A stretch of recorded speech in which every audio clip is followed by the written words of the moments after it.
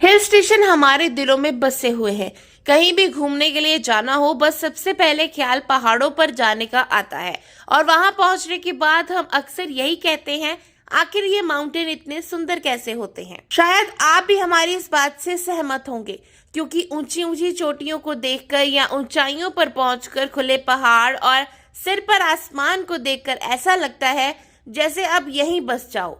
अगर आप भी ये सब देखकर यही सोचते हैं, आखिर ये हिल स्टेशन इतने खूबसूरत कैसे होते हैं, तो इसका कारण हम आपको इस लेख के जरिए देते हैं। पहाड़ी स्टेशनों का सबसे बड़ा आकर्षण वहाँ की ठंडी और साफ हवा है। वहीं अगर हम नीचे मैदानी इलाकों की तरफ देखें, तो यहाँ पर हर जगह प्रदूषण है। गर्मियों में हर एक चीज तप रही होती है। वहीं पहाड़ी स्टेशनों में घूमने के साथ साथ यहाँ की फ्री हवा, देवदार के पेड़ों की खुशबू आपका दिल खुश कर देती है। तो वहीं नीचे आपको ऐसा कुछ नहीं मिलेगा। पहाड़ों पर ली गई हर एक सांस फ्रेश कर देने वाली होती है। हिल स्टेशनों की कई जगहें तो किसी समय पर अंग्रेजों की पसंदीदा हुआ करती थी। यहाँ की इमारतों की वास्तुकला आज भी वैसी की वैसी है। उदाहरण के लिए मसूरी, नैनीताल, देहरादून, ऊटी और सबसे प्यारी शिमला जैसी जगह है। पुराने चर्च, खूबसूरत कॉटेज और बागान आपको उस युग की याद दिला देंगे। यहाँ लोग फैमिली वेकेशन पर आते हैं। स्कूलों की छुट्टियां पड़ने पर बच्चों के साथ घूमने के लिए पहुंचते हैं। यही नहीं, दोस्तों का जत्था भी यहाँ काफी ज्यादा आता है।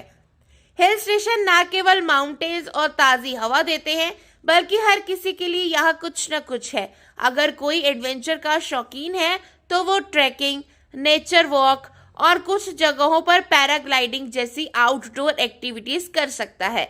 शांति चाहने वालों के लिए यहाँ झीलें, हाइकिंग, ट्रैकिंग और काफ़ी कुछ है। इसके अलावा पहाड़ी स्टेशनों के लोगों को भी कोई नज़रअंदाज नहीं कर सकता। जीवन सरल हो सकता है, लेकिन गर्मजोशी से भरा रहता है। यहाँ के स्थानीय लोग मुस्कान के साथ आपका स्वागत करते हैं। अपनी गांव वाली कहानी शेयर करने के लिए या आपकी सुनने के लिए हमेशा आगे रहते हैं। फिर चाहे वो चाय बेचने वाला हो या फिर लॉज का मालिक हो, छोटी मोटी बातचीत के लिए लोग सबसे आगे रहते हैं। हिल स्टेशन हमारे दिलों में बसे हुए हैं। कहीं भी घूमने के लिए जाना हो, बस सबसे पहले ख्याल पहाड़ों पर जाने का आता है। और वहां पहुंचने के बाद हम अक्सर यही कहते हैं, आखिर ये माउंटेन इतने सुंदर कैसे होते हैं। शायद आप भी हमारी इस बात से सहमत होंगे, क्योंकि ऊंची ऊंची चोटियों को देखकर या ऊंचाइयों पर पहुंचकर खुले पहाड़ और सिर पर आसमान को देखकर ऐसा लगता है जैसे अब यहीं बस जाओ। अगर आप भी ये सब देखकर यही सोचते हैं, आखिर ये हिल स्टेशन इतने खूबसूरत कैसे होते हैं, तो इसका कारण हम आपको इस लेख के जरिए देते हैं। पहाड़ी स्टेशनों का सबसे बड़ा आकर्षण वहाँ की ठंडी और साफ हवा है। वहीं अगर हम नीचे मैदानी इलाकों की तरफ देखें, तो यहाँ पर हर जगह प्रदूषण है। गर्मियों में हर एक चीज तप रही होती है।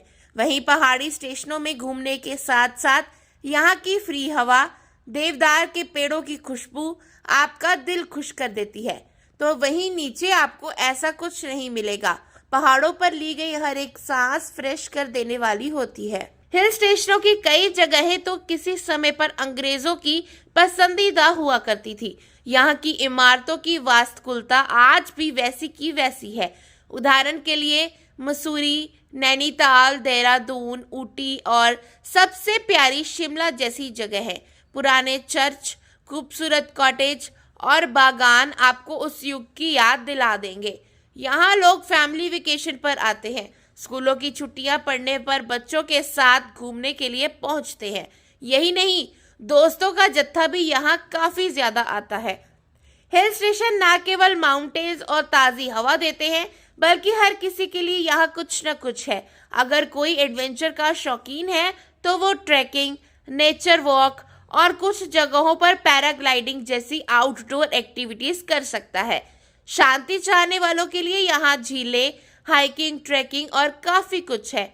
इसके अलावा पहाड़ी स्टेशनों के लोगों को भी कोई नज़रअंदाज नहीं कर सकता।